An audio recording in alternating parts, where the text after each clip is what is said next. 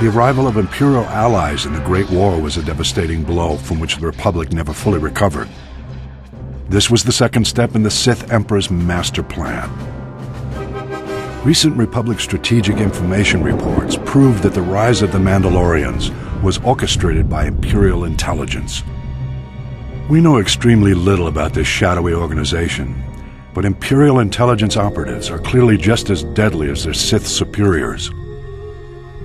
The galaxy's criminal networks wavered endlessly during the Great War, debating whether to back the Republic or the Empire. Although the Hutt cartels resented the Sith Emperor for not including them in his pre-war conspiracy, Imperial intelligence somehow blocked the Republic's efforts to win the Hutt's support. Scattered around the galaxy, Mandalorian mercenaries and bounty hunters faced the same choice as the Hutts.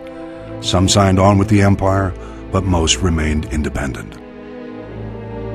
Imperial diplomats made repeated attempts to recruit the galaxy's most infamous bounty hunters, but were turned down every time. The Empire shifted its tactics. Mandalorian mercenaries and bounty hunters often fought as gladiators for money and glory, a mark of honor in the Mandalorian culture. Imperial agents used this to their advantage, infiltrating the most prominent gladiatorial arenas in the galaxy, as managers and sponsors, and even in some cases as gladiators themselves. The Imperial agents singled out a proud young gladiator to be their pawn. This young gladiator had always fared well in the arena, but with his new Imperial allies, his rise was accelerated to unprecedented levels. Rigging arena fights is not unheard of, but Imperial agents brazenly sabotaged the entire system by drugging their champion's competition. None could stand against him. The whispers of Imperial agents became cheers in the arena. Mandalore, Mandalore. The ancient title of Ultimate Warrior King was thrust upon the young gladiator. His infamy grew, and when he called, the Mandalorians rallied to their new master. The new Mandalore secretly served masters of his own, however.